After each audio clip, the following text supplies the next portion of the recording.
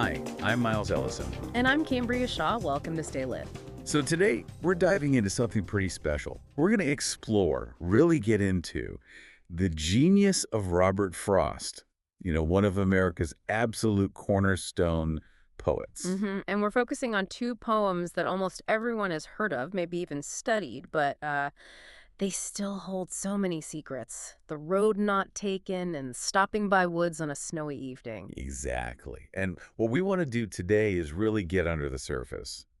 Look at the meanings, sure, but also the little ironies, the sort of subtle ways Frost talks about being human. Right, because these poems, they're not just homework assignments, are they? They're like invitations to think about the choices we make, the things we have to do, and those quiet little moments that somehow, almost without us noticing, end up shaping us. Yeah, those moments that stick.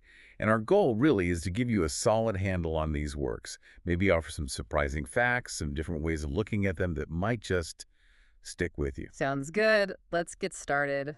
Okay, let's kick things off with The Road Not Taken. Now, this poem, Frost wrote it back in 1915, and it's huge. I mean, easily one of the most famous poems of the whole 20th century. Oh, absolutely. Everyone quotes it or misquotes it quite often, actually. It's kind of woven into how we think about individuality and making choices, isn't it? Totally. And the setup is so simple, almost deceptive. You got the speaker walking along and boom, a fork in the road. He's in a yellow wood and he has to decide which way to go. That's it on the surface. But that detail, yellow wood, it's brilliant. Just those two words. Frost gives you the whole feeling of autumn, doesn't he? He really does. It's not just leaves, it's the entire forest feeling yellow. It immediately brings to mind autumn, which is all about change, transition, time passing. And that sets the stage perfectly for this idea that one single choice made right there in that yellow wood could change everything, the whole direction of a life. It's interesting, too, you mentioned the leaves. Thinking about which leaves are yellow. Like birch trees turn yellow, right? Maples go red and orange. So maybe Frost even had a specific kind of quiet wood in mind. It makes it feel very particular. It does. It's not just a generic woods. It's this wood, this moment. That specificity is part of his magic, I think. Absolutely. That sense of autumn, time moving on, and the weight of a decision. We've all been there, standing at some kind of crossroads. Yeah. So let's look at how he actually opens the poem, those first few lines, and drop us right into it. Okay, he says, "Two roads diverged in a yellow wood, and sorry I could not travel both. And be one traveler, long I stood, and looked down one as far as I could, to where it bent in the undergrowth." That first bit, sorry I could not travel both. Wow, that just hits home, doesn't it? It's so relatable, that feeling of wanting it all, wishing you could split yourself in two and see where both paths lead. It's such a fundamental human thing, that desire to avoid the finality of a choice. Definitely. We stand there wishing we didn't have to pick just one. And then the next part, long I stood and looked down one as far as I could. That's us trying to figure it out, isn't it? Yeah, trying to predict the future, trying to see the consequences before we commit. We all do that. We peer down the path, hoping for some clarity. But then Frost hits us with, to where it bent in the undergrowth. And that undergrowth, it's perfect. It's the unknown, right? Exactly. That symbolizes the future we can't see, no matter how hard we look. There's always a point where the view is obscured. There's always something hidden. It's a really honest admission of our limits. Yeah. We try to know, but ultimately, we can't see around the bend. There's always going to be some undergrowth, some uncertainty. Which is a great lead-in to the second stanza, because Yeah. here he makes the choice, but then, well, things get complicated almost immediately, he says. Then took the other as just as fair, and having perhaps the better claim, because it was grassy and wanted wear, though as for that, the passing there, had worn them really about the same. Okay, so first he justifies it. He takes the other path, saying it was just as fair, but maybe had a better claim. Why? Because it was grassy and wanted wear. Right, that classic image. The road less traveled. It appeals to that sense of nonconformity, of being unique, taking the path maybe others avoided. That's the interpretation everyone grabs onto. It is. It's inspiring, that idea of striking out on your own. You can see why it became so popular, especially in American culture, with its emphasis on individualism. But then, almost in the same breath, Frost pulls the rug out. He says, though as for that, the passing there had warned them really about the same. Whoa, okay, so wait a minute. The path he just said wanted where actually didn't. It was just as worn as the other one. Apparently so. That's the twist. Mhm. The difference he perceived, or at least the reason he gave for his choice, kind of dissolves right away. He undercuts his own justification almost instantly. Yeah, that's pretty tricky. Like Frost himself say, he sets up this idea of the unique path and then immediately whispers, well, actually. Mm-hmm. And it throws that core ambiguity right into the mix, almost before you've even settled into the poem. It makes you question everything that follows. It really does. Like, was the choice based on a real difference, or did he just need there to be a difference? Is the significance something he's creating after the fact, looking back? Exactly. How much of the meaning we attach to our choices is real in the moment, and how much is constructed later on? It really makes you think about how we build our own narratives. And Frost doesn't let up on this idea of sameness. He hammers it home again in the third stanza, he says quite plainly.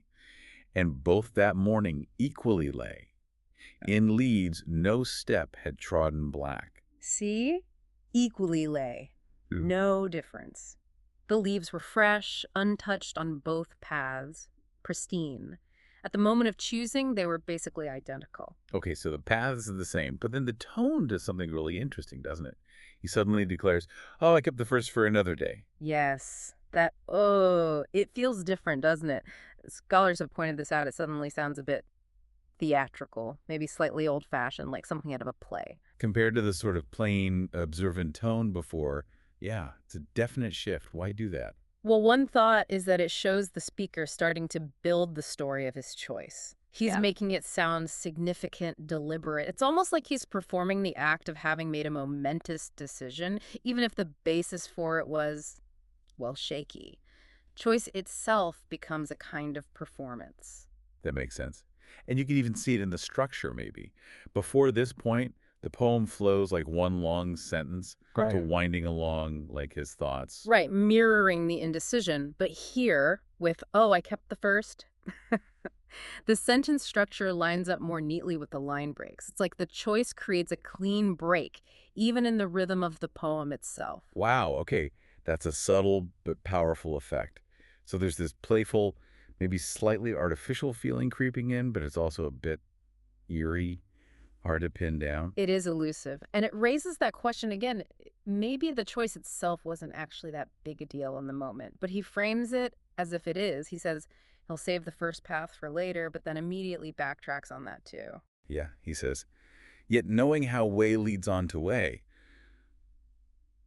I doubted if I should ever come back. And that's just life, isn't it? You make a choice, and that choice leads to other choices, and soon you're miles down a path. The idea of going back to that original fork in the road is usually impossible. You can't really rewind. Once you go down one road, the way leads on to way. Doors open, other doors close.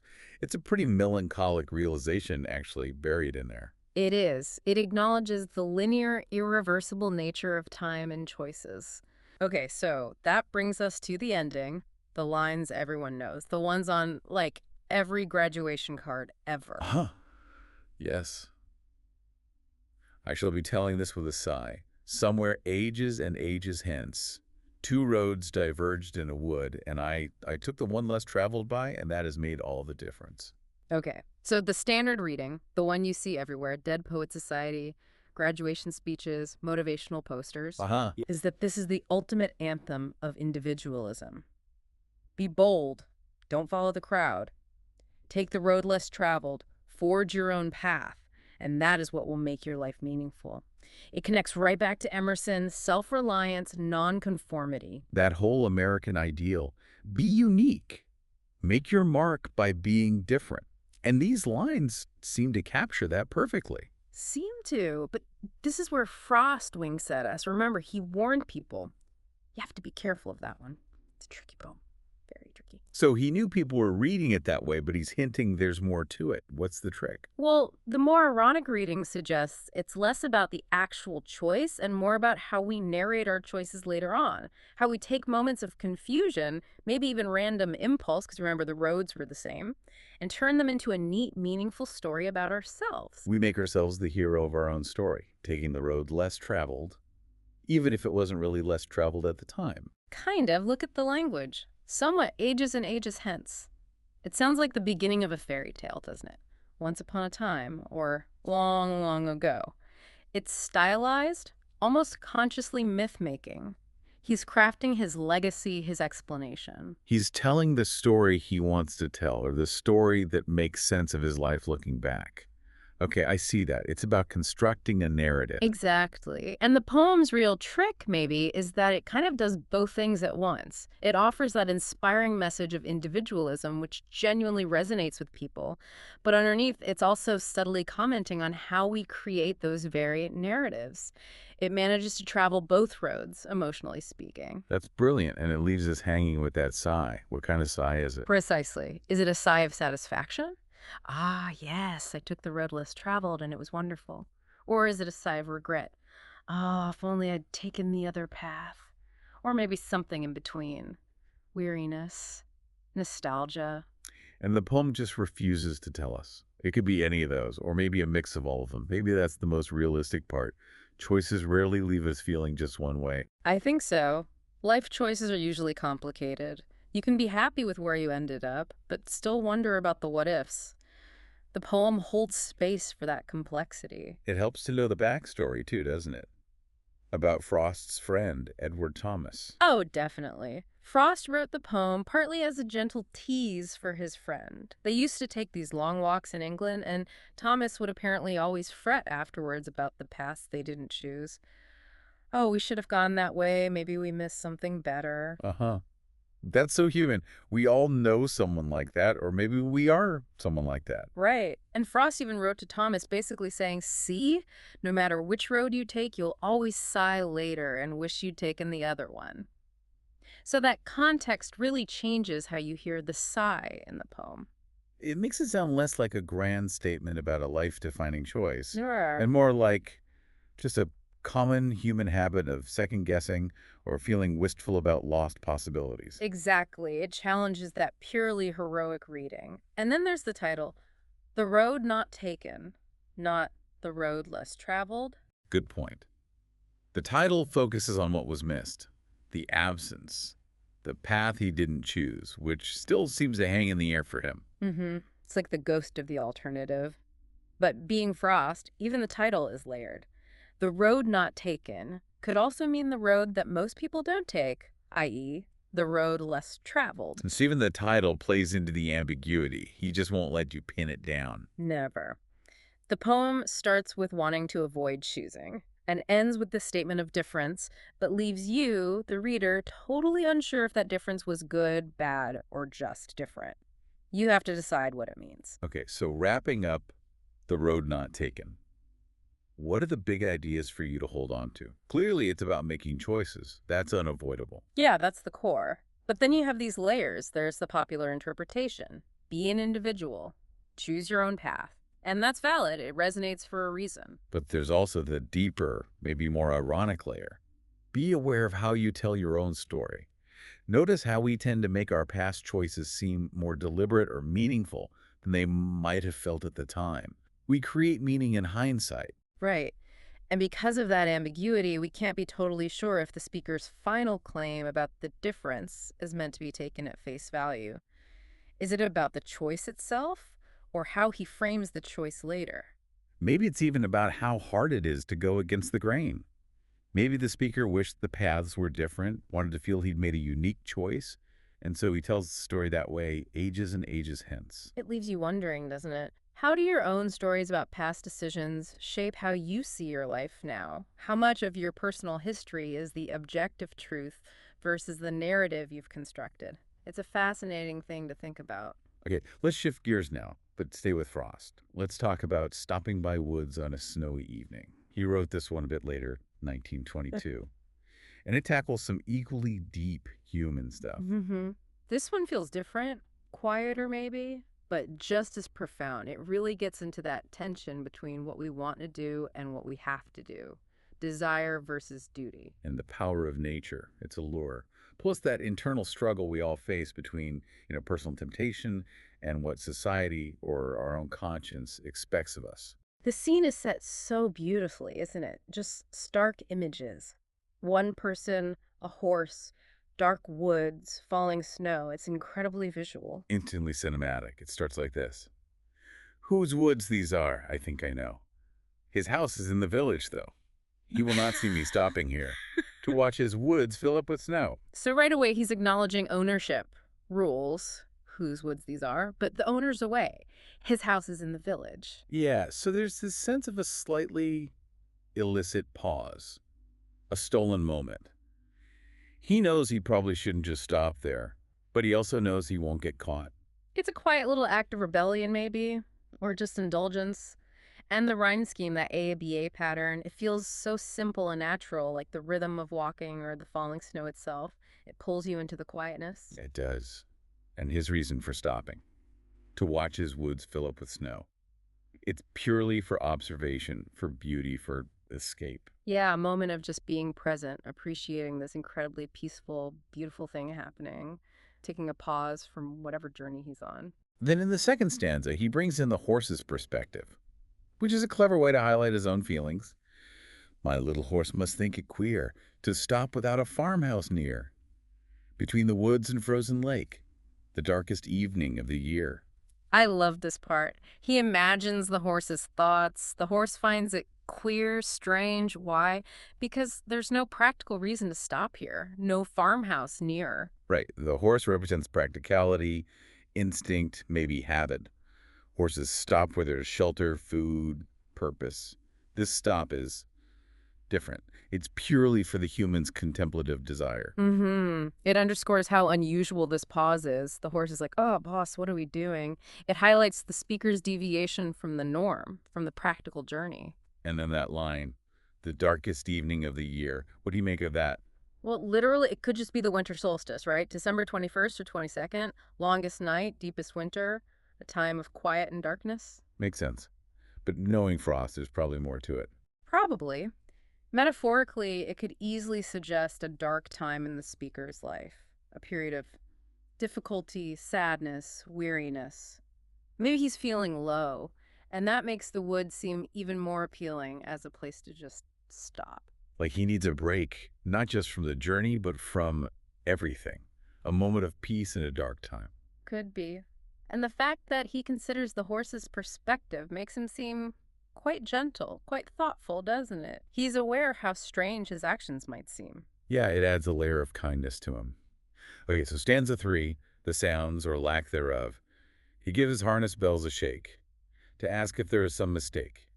The only other sound's the sweep of easy wind and downy flake. So the horse communicates its impatience, that little jingle of the harness bells. It's like, are we going or what? The speaker interprets it as the horse asking if there's a mistake. Again, projecting that practical concern onto the animal. And then Frost emphasizes the silence. Apart from the bells, what's the only other sound?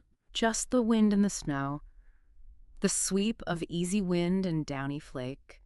Almost silence. It creates this incredibly deep sense of quiet, of solitude. You can almost feel how hushed and isolated it is. It's amazing sound design and poetry. Yeah. Just 3 sounds mentioned. Bells, wind, snow. And that contrast is key, isn't it? The soft, natural sounds versus the one man-made sound. Absolutely. The wind and snow are part of the wood's allure, the peace he's seeking. But the bells, they're a reminder of the horse, the journey, the world outside the woods. They pull him back towards reality. It's that constant tension, the pull of the woods versus the pull of the road, which leads us inevitably to that incredibly powerful final stanza. Yeah, this one resonates just as much as the end of The Road Not Taken, maybe even more for some people. The woods are lovely, dark and deep, but I have promises to keep. And miles to go before I sleep. And miles to go before I sleep. Wow, okay, so first the acknowledgement. The woods are lovely, dark and deep. He sees the beauty, he feels the attraction, that deep, dark, peaceful allure. It's undeniable, isn't it? That description is so potent. It suggests rest, quiet, maybe even escape from everything. Some have even read it as a temptation towards oblivion, or even suicide, that deep final sleep. It definitely carries that weight, that possibility of just letting go, sinking into the darkness and quiet. It's a powerful temptation he's acknowledging. But then comes the pivot, the bah. But I have promises to keep. And that's the anchor, those promises. They represent duty, responsibility, obligations to others, to life itself. They're the things that tie him to the world, that prevent him from just staying in the woods forever. They're the counterweight to the woods pole. Whatever those specific promises are to family, to work, to himself, they are strong enough to make him turn away from that deep, dark loveliness. And then the repetition. And miles to go before I sleep, and miles to go before I sleep. Why say it twice? It's incredibly effective, isn't it? On one level, it's literal. He still has a long physical journey ahead before he can rest for the night. But the repetition gives it immense metaphorical weight. Right? Sleep becomes more than just nightly rest. It can mean ultimate rest, death, or maybe achieving some kind of life goal or fulfillment. And he's saying, I'm not there yet. I have work to do. Life isn't finished. Exactly. There are responsibilities to fulfill, challenges to meet, a life to live out before he can reach that final sleep, whatever it represents. That repetition drives home the weight of those ongoing commitments. It's the reason he has to leave the woods. So while the poem allows for that dark interpretation, that flirtation with giving up, the ending is ultimately about choosing life, choosing responsibility. I think that's the most common reading, and it feels right. The pull towards oblivion or complete escape is real, it's acknowledged, but the promises and the miles to go win out.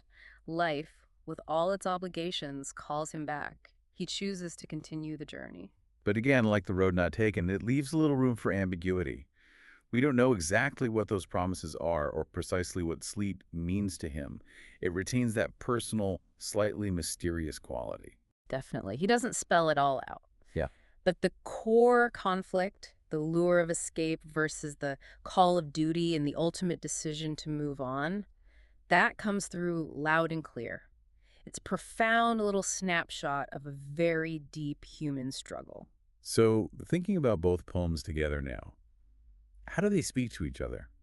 Stopping by Woods feels like almost a companion piece to The Road Not Taken, doesn't it? It really does. They both capture a moment of pausing, of hesitation at a kind of fork in the road. Yeah, in Road Not Taken, it's literal two paths. In Stopping by Woods, it's more metaphorical. The choice is between staying in the woods, taking that path of escape or deep rest, or continuing the journey, the path of duty. Both involve considering an alternative. In Road Not Taken, he considers the other physical path. In Stopping by Woods, he considers the path of just staying put, sinking into the quiet. And both explore that tension between what you want and what you feel you should do or have to do, desire versus obligation. In Road Not Taken, the desire might be for the path that seems unique, or maybe just the desire to not have to choose at all. The obligation is just the necessity of moving forward. In Stopping by Woods, the desire is for the peace and beauty of the woods, the escape. The obligation is those promises to keep. Let's think about regret again, or maybe just reflection.